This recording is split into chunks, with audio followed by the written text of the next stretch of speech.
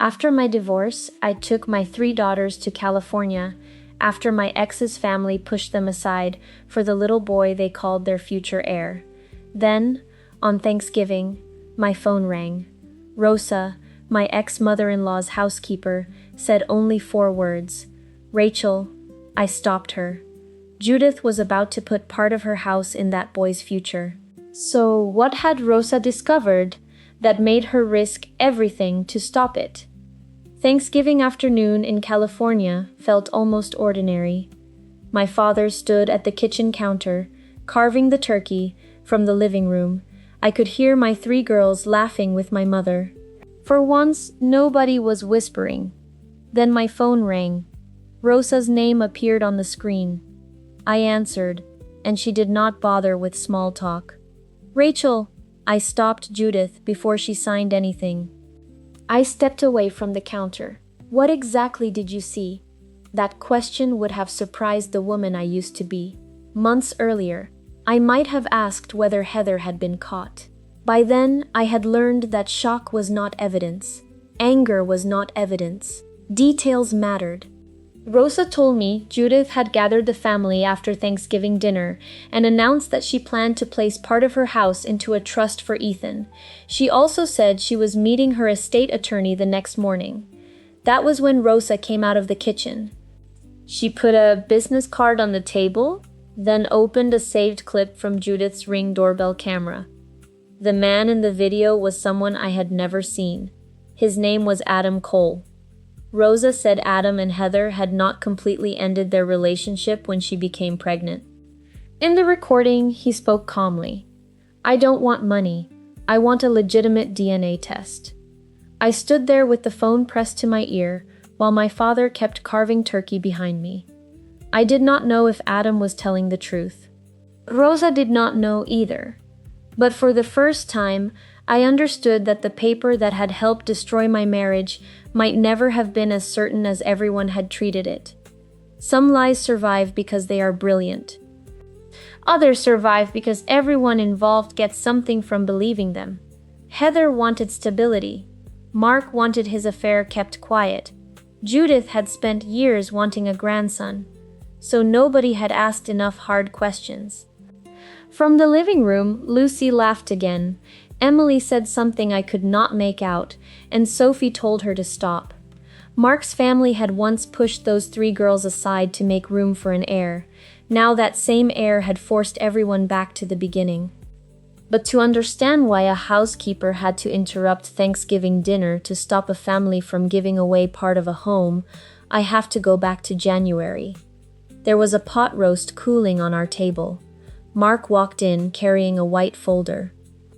He set it beside the dinner none of us would eat. Rachel, I have a son. I did not know then that the child would help end my marriage. And I had no idea. The most important question was not what the DNA report said. It was how that report had been made. I opened the folder and looked at the report again.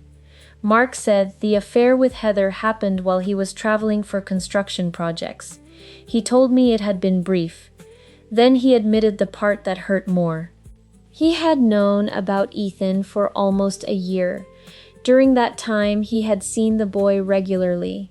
He had helped with preschool, rent, and medical bills. More than $14,000 had come from our joint savings. He had also signed an acknowledgement of paternity.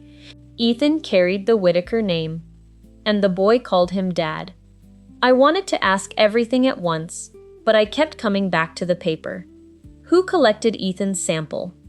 Mark did not know. Who mailed it? Heather. Who received the result? Heather. Had Mark ever called the lab himself? No. He said he feared I would discover the affair, so he wanted everything handled discreetly. That was when my anger changed shape. I work with numbers. A document can look official and still tell only part of the story. If you cannot trace where something came from, you should not treat it as unquestionable. I looked at him. You didn't verify the truth. You accepted the version of it that was easiest to hide. Mark said he believed Ethan could be his, and that once he thought the boy was his son, He felt responsible. I understood responsibility. I did not understand the shortcut. I told him that even if the DNA report was accurate, two things remained true. He had cheated on me, and he had taken money from our marriage without telling me. Then a floorboard creaked. Emily was standing in the hallway. I stopped talking. Our daughters were not going to hear the worst of this. By accident. After the girls went upstairs, I gave him 3 boundaries. Heather was not coming to our house. No more money would leave our joint accounts without my knowledge. And we would not tell the girls anything until we agreed how to do it. I gave Mark a short window to show me whether he could stop living through secrecy. Later, I learned that people sometimes ignore warning signs because the answer might demand something difficult. That was Mark's weakness. Then he told me Heather wanted him to tell Judith. His mother had wanted a grandson for years. Whatever happened between us, Ethan is still Mom's grandson, he said. I realized he was thinking about his mother's happiness before our daughter's pain. He said we would see Judith that weekend. I agreed. I wanted to see what this family would choose once the truth was sitting in front of them. That weekend, Mark and I drove to Judith's house without the girls. He told her about Heather first. Judith looked disappointed, but only briefly. Then she asked about the child. Mark lowered his eyes. It's a boy. Judith turned toward the photograph of her late husband on the mantel. We finally have a boy to carry the Whitaker name. Then Emily's voice came from the hallway. Grandma, are you happy Dad cheated because he got a son? Judith said she loved all her grandchildren, but over the next week, her actions answered better than her words. When Heather brought Ethan over, Judith had new clothes waiting, his favorite snacks, a remote control truck, and a small savings bond. Lucy noticed, on the drive home, she reminded me that Judith had missed her birthday because she said she was too sick to come. Sophie stayed quiet. That evening, she folded the red dress Judith had given her and placed it on the bed. She can give it to someone she actually wants. I said, someone treating you as less important doesn't make you less valuable. A few days later, Lucy and I went back for a book she had forgotten. The living room looked wrong. The 3 photographs of my daughters were gone. In their place was a new picture of Mark standing beside Ethan. Rosa told me Judith had moved the girls' pictures into the storage room. Grandma, where did my picture go? Lucy asked. Judith answered calmly. Those pictures have been up for years. It was time to make room. Then she talked about the Whitaker name and how girls eventually married and had families of their own. Mark walked in. I looked at him. Lucy did too. He looked at the wall, then at me. Can we not do this here? Something inside me went still. I had always thought betrayal meant choosing another woman. That day, I learned it could also mean standing beside your child while someone made her feel smaller, then asking everyone else to keep their voices down. I stopped arguing. I asked Rosa for the 3 frames they touched softly as I carried them to the car. Lucy held hers against her chest. Mom, if I get married someday, do I stop being a Whitaker? No. People can change where they live. They don't stop belonging to the people who love them. That night, I found Susan Parker's business card. I need to talk about a divorce. By morning, I was no longer preparing to save my marriage. I was preparing to protect my 3 daughters. If you're still listening with me, tell me in the comments where you're listening from and what time it is there right now. I always love seeing where these stories reach and who is sharing this moment with me. The next morning, I walked into Susan Parker's office, carrying 16 years of marriage in a folder. She did not ask me why I had stayed so long. She did not tell me to file for divorce before lunch. She simply opened a legal pad and said, "Let's separate the problems." There were 3: divorce, custody, property. That gave me something I had not felt in days: Structure. I went home and started gathering pay stubs, employment records, joint account statements, our mortgage papers, and the deed to the house. I highlighted the money Mark had spent without telling me, more than $14,000. Then I built a second folder for the girls. School records, parent-teacher notes, medical appointments, pickup schedules, activity calendars, the ordinary pieces of life that rarely look important until someone asks who has actually been holding them together. I had spent 16 years believing keeping the peace made me strong. Now I understood that sometimes strength meant keeping records. When Mark realized I was serious about leaving, he suggested that Emily stay with him. He said Sophie and Lucy could come with me. His reasons sounded reasonable at first. Emily had her school, her friends, her room, and her activities. He said she was old enough to need stability. I looked at him for a long moment. Do you want Emily here because it's best for her, or because if one daughter stays, you know I can't fully leave? He got angry. But anger did not answer the question. A few nights later, I heard him talking to Emily in the family room. He reminded her of everything she would get to keep if she stayed: her school, her bedroom, her friends, her routine. Emily listened quietly. Then she asked, where would Sophie and Lucy be? Mark told her they would be with me. Then I'm with them. He tried to explain that she needed to think about her future. Emily answered just as calmly, they are part of my future. I stepped into the room before the conversation could become heavier. I told her that if anyone ever asked what she wanted, she should tell the truth, not what she thought I needed to hear. She looked at me. Will you be mad if I still love Dad? No, he hurt me. That doesn't erase the fact that he's your father. That was important to me. I would not make my daughters carry my anger for me. The next time I met with Susan, she gave me one piece of advice I never forgot. Don't prove Mark is a bad man. Prove you can give the girls a stable life. That changed the way I looked at everything. This was not going to be decided by who could describe the betrayal more dramatically. It was going to come down to something much quieter. Who had actually been doing the daily work of raising 3 girls? The question Susan raised followed us into every custody discussion. Who had actually been doing the daily work of raising 3 girls? I never claimed Mark was a bad father. He drove them to school, stayed home when they were sick, attended games, and I knew he loved them. But love did not change his work schedule. Mark's construction projects sometimes took him away for a week. During one meeting, Susan asked the practical question. When Mark was gone, who managed school schedules, soccer practice, doctor appointments, and daily pickup? Mark said Judith could help. The problem was simple. Judith had never been their primary caregiver. There was no dramatic courtroom moment. The ordinary facts were enough. A few days later, Mark came home from another work trip and stopped in the kitchen doorway. Lucy was beside me with a math worksheet. Sophie was packing her soccer bag. Emily handed me her school planner. For a moment, Mark just watched. I think he finally saw what had been easy to overlook. A family does not run by itself.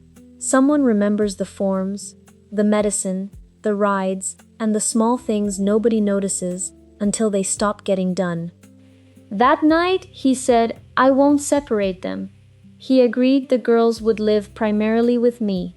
I did not celebrate. I told him he could still call them, stay involved with school, visit them, and keep being their father. Then we dealt with the house. Mark wanted to keep it. I agreed, as long as my share of the equity was calculated fairly.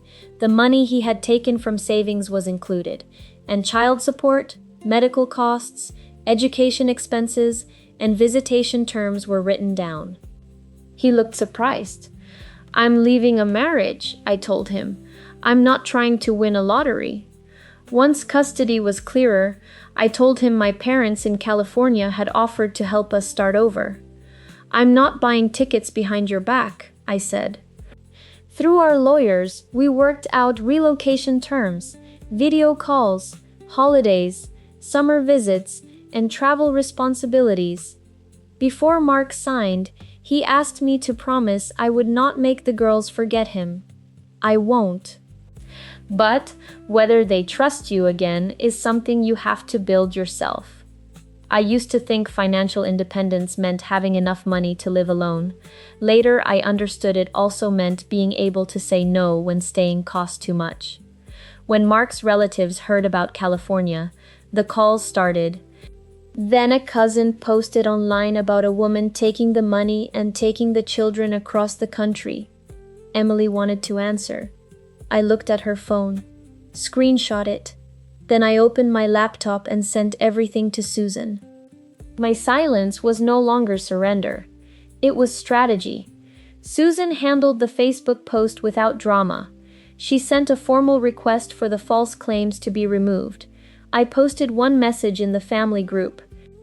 Custody had been agreed to, the move was being handled properly, Mark would keep contact with the girls, and I was taking only my fair share. I added that future false claims would go to my attorney. I did not mention the affair Heather or the pictures Judith had taken down.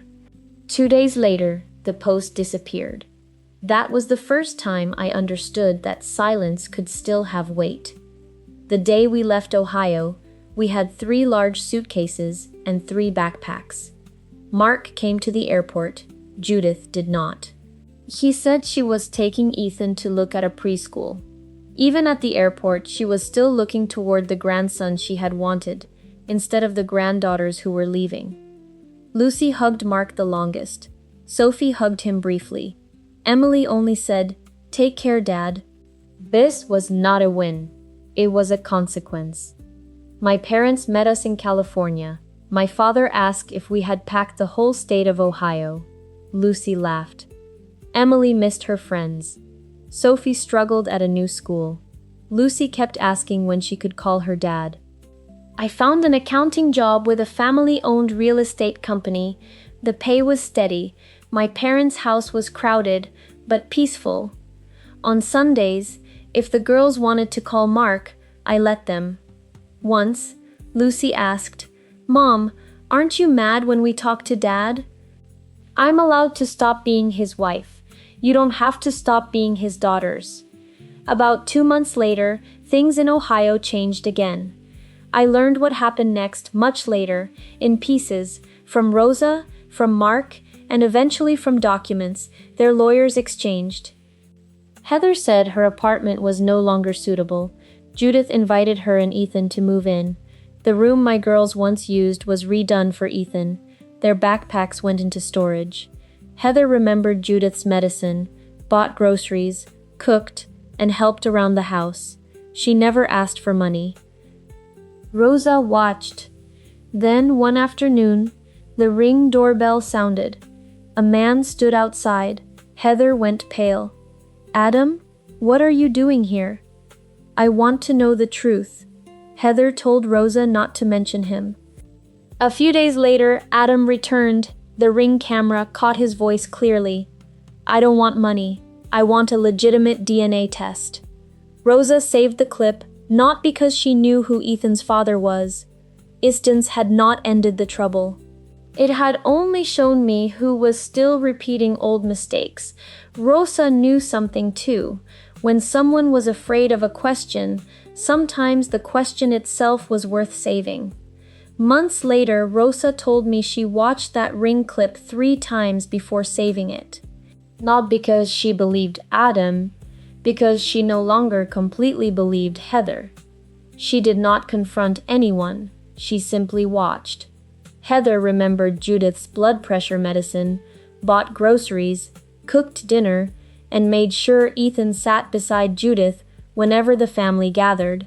She often mentioned that she was grateful for the room and was still looking for another place.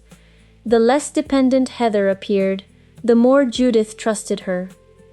One evening, Rosa heard Heather say, "I just want Ethan to know he has somewhere he belongs."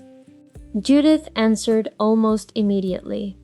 My grandson will always have a home. When Rosa told me that later, I understood something I had missed before. Skilled manipulation does not always sound like a demand. Sometimes a person finds someone else's pride, fear, or deepest wish, then lets that person do the persuading for them. Judith wanted a grandson, then a legacy, eventually, an heir. Heather only had to touch that desire. Not long afterward, Heather mentioned a condo near Ethan's preschool. She quickly added that it cost more than $150,000 and was too expensive. Judith offered to help with the down payment. Heather refused twice. Judith finally said, I'm not giving it to you. I'm giving it to my grandson. A few days later, Judith transferred $65,000 into Heather's account. Rosa knew because Judith asked her to bring her reading glasses while she checked the routing number.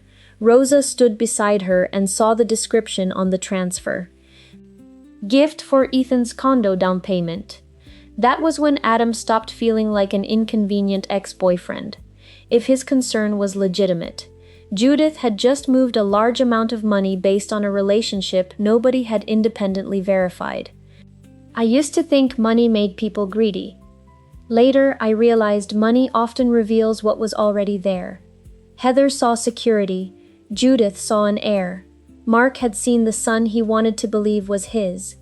Very few of them had stopped to ask what Ethan needed. A few days later, Rosa saw Heather holding a folder with a copy of Judith's house deed on top. Rosa asked if Judith was changing something with the property. Heather closed the folder. Judith and I can handle the family papers. You should probably stick to the house. Rosa did not answer. That woman had cared for my girls when they were sick, picked Sophie up in the rain, stayed with Judith after surgery, and carried a key to that house. Yet Heather had decided Rosa was only the help.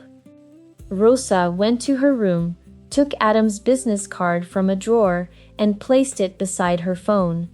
The next morning, Judith announced that relatives were coming for Thanksgiving. Then, she said she had an appointment with her estate attorney on Friday morning. She wanted to change her trust and provide for Ethan. Heather objected softly. Judith answered, It isn't because of you. He's a Whitaker. Rosa told me she barely slept that night. Speaking could cost her job. Staying silent could mean Friday morning was too late. Sometimes loyalty is not keeping quiet so people can remain comfortable. Sometimes loyalty means saying what they do not want to hear before they hurt themselves. If you are still listening, please leave a comment below sharing your level of satisfaction so I know there are companions joining me on this journey. Your presence is the greatest source of encouragement for me to continue and share the final part. Thanksgiving afternoon, Rosa put Adam's business card in the pocket of her apron and went downstairs to serve dinner. Rosa later told me the house felt fuller than usual that Thanksgiving. The kitchen smelled like turkey, green bean casserole, and pumpkin pie. Relatives filled the dining room, and for a while, everything sounded almost normal. A few people asked about me and the girls. Judith only said, "They're settled in California now." Then she turned her attention back to Ethan. At one point, she showed him how to fold his napkin and said, "That's how a Whitaker man sets the family table." Mark heard her. He told Judith not to turn Thanksgiving into another conversation about boys and girls. That mattered to me when I heard about it later. Losing the closeness he once had with his daughters had finally made some things harder for him to ignore. After dinner, coffee was poured. Judith brought a red folder into the living room. She said that since everyone was together, she wanted the family to know about a decision she had made. The next morning, she was meeting her estate attorney. Part of the house would eventually be held in trust for Ethan. Some relatives looked surprised. Heather immediately said, "Mom, you really don't have to." Judith shook her head. "He needs to know where he belongs." Rosa was carrying dessert from the kitchen when she heard one word. "Tomorrow." That was the deadline. She set the dessert down. Mrs. Whitaker, please don't sign anything tomorrow. Judith stared at her. Excuse me? Rosa said she knew she had no right to tell Judith what to do with her property. But there was something the family needed to know before any papers were signed. Heather stepped in. This is a family matter. Rosa stayed calm. That's why the family should know. She reached into her apron and placed Adam's business card on the table. Mark read the name. Adam Cole, Rosa said. Heather's face went pale. Judith asked who he was. Heather dismissed him as an ex-boyfriend trying to cause trouble. Rosa did not argue. She opened the ring footage. Adam's voice filled the room. I don't want money. Then he said, I'm not saying the boy is mine. After a pause, he added, I want a legitimate DNA test because Heather and I were still together around that time. Rosa looked at Judith. I don't know who Ethan's father is. That's exactly why I'm asking you not to give away part of your home until someone finds out. Judith's coffee cup slipped from her hand and hit the floor. Heather quickly said, We already have a DNA test. Judith held onto that sentence as if it could put everything back where it had been. Mark stood. Why didn't you tell me Adam came here? Heather did not answer right away. I was not in that room, but I knew that hesitation does not prove guilt. Sometimes it only tells you that a question has reached the place someone hoped you would never touch. Mark picked up Adam's business card and walked onto the porch. He called the number. When Adam answered, Mark introduced himself. Adam was quiet for a moment. Then he said, I wondered when you'd call. Mark told me later what Adam said on that porch. He asked the question everyone in that house was suddenly afraid to ask. Are you saying Ethan is your son? Adam answered, I'm saying I don't know. That's the problem. He said he and Heather had been on and off for months. When she became pregnant, she told him the baby was not his. Adam was preparing to take a job in another state. He was angry and too proud to ask harder questions. I believed what made leaving easiest, he told Mark. When Mark repeated that line to me, I understood why it stayed with him. He had done something similar. Inside the house, Mark asked Heather why she had hidden Adam's visits. She said she was protecting Ethan's stability. The boy was young. There was already a DNA report. She did not want a man from the past turning his life upside down. Then Mark asked for another test. Heather refused. If the first test is right, what are you afraid this one will change? She had no clear answer. That night, she left Judith's house with Ethan. Afterward, Judith put the red trust folder into a cabinet. Mark noticed. I thought you said the DNA test settled everything. Judith said she was waiting until things calmed down. Then you don't believe it as much as you said you did. She said nothing. Mark contacted a lawyer the next morning. That was when he learned one new swab could not erase what he had already signed. He had acknowledged paternity. His name was on Ethan's birth certificate. Legally, he was already the boy's father. The lawyer told him to preserve the original report and follow the formal process if he wanted parentage reviewed. Mark filed the paperwork. Adam agreed to cooperate. Heather objected. Weeks passed. When Mark told me later, I thought about the irony. It had taken him minutes to sign himself into a child's life because he wanted everything handled quietly. Undoing that shortcut required lawyers, records, waiting, and supervision. Mistakes can happen quickly. Repair almost never does. Eventually, the new test was done properly. Identities were checked. Samples were collected in person. The chain of custody was documented. Nobody carried anything home, and Heather was not the middleman.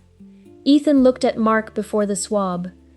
Dad, is it going to hurt? Mark paused. No, buddy. Whatever the result said, Ethan's feelings were real. When the envelope arrived, Mark sat in his car for almost 10 minutes before opening it. He told me later that he had spent a year afraid I would discover the truth. That afternoon, he was afraid the truth might finally discover him. The first sentence began with the words, "No paternal genetic relationship." Mark was not Ethan's biological father.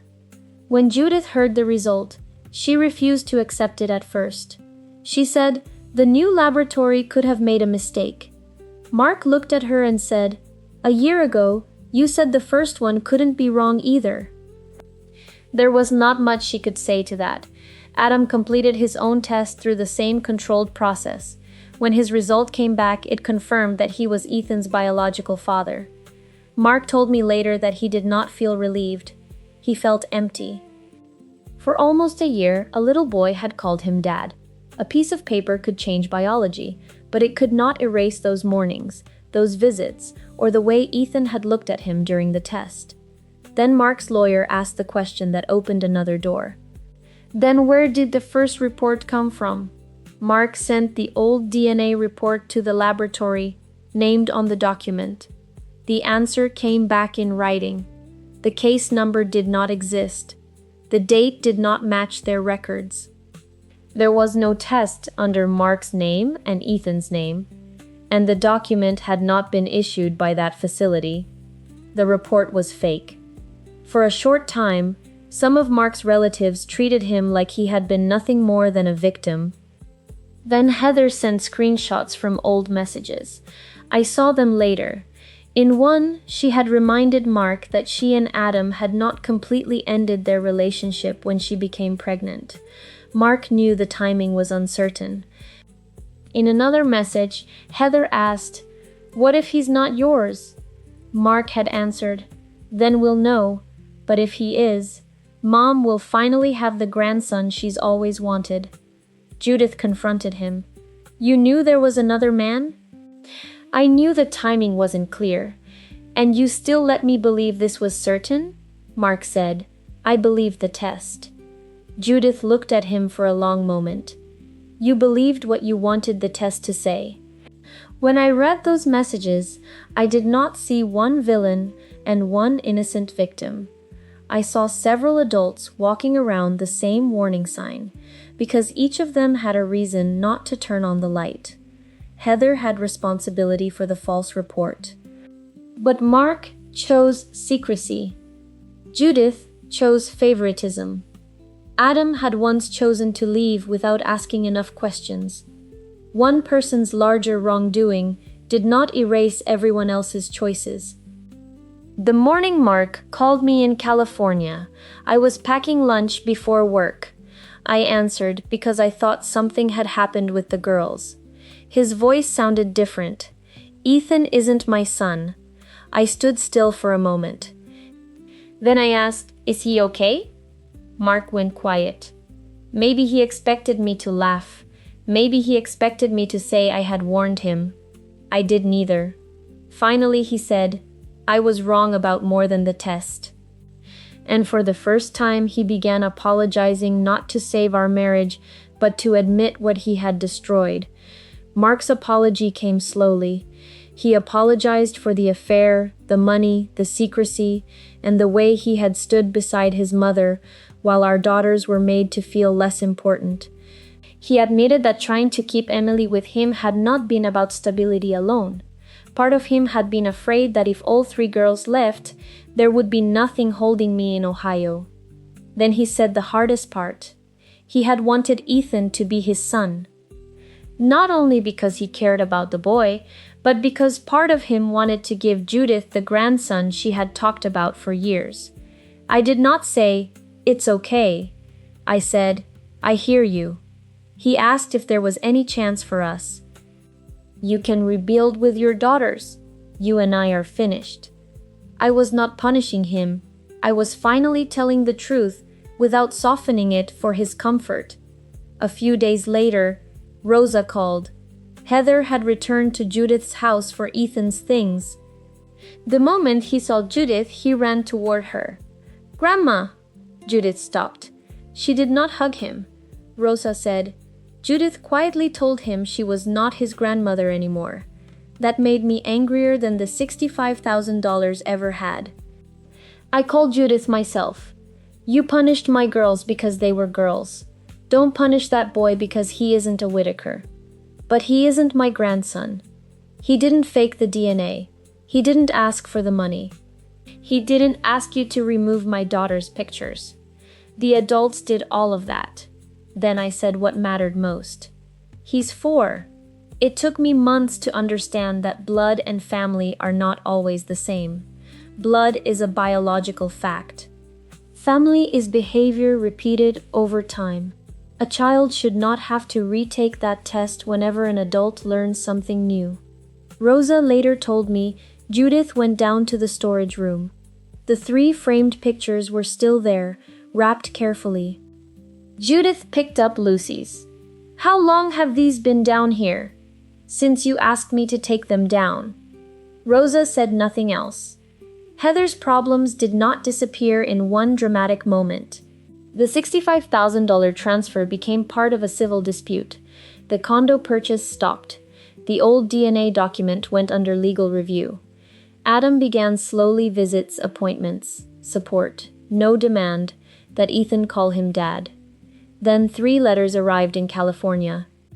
1 for Emily, 1 for Sophie, 1 for Lucy. I placed them on the table unopened. They're yours, I said. You decide what happens next. Almost a year later, our life in California no longer felt temporary.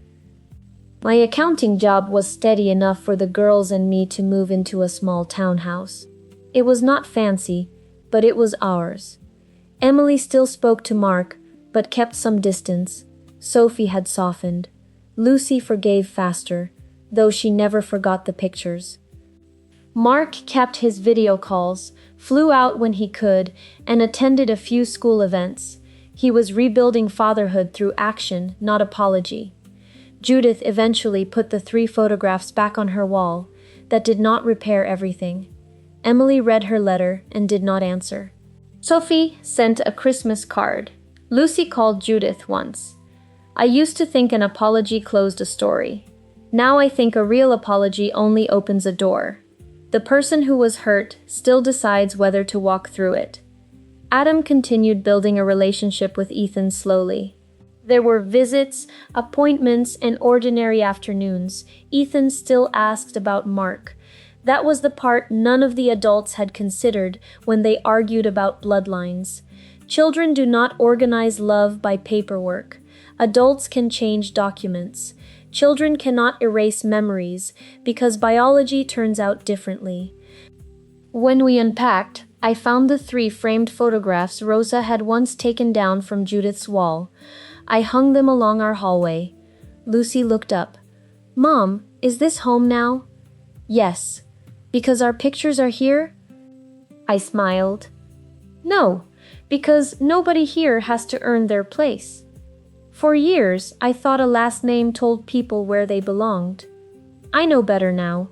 Blood may tell us where we came from, but love, protection, and showing up tell us where home really is. Judith had 3 biological granddaughters and still made them feel unwanted. Rosa did not share our name, yet she protected the family when others would not. Ethan was not a Whitaker, but that never made him less worthy of care. Mark was the girl's biological father, but he still had to prove what fatherhood meant. And I no longer needed anyone's approval to know my value. Life rarely gives us perfect justice. Small choices leave marks. Staying silent when a child needs protection, signing something without checking, dismissing someone because you think they have no voice. I also learned that silence is not always weakness. I was quiet while I saved records. Rosa was quiet until she knew enough to speak. Strength is not always about who talks the loudest. Sometimes it is knowing exactly when to speak. If you were in my place, would you give Mark the chance to keep rebuilding his relationship with his daughters? And from 1 to 10, how satisfied are you with the way this story ended? I would like to know how you see family, forgiveness, and second chances.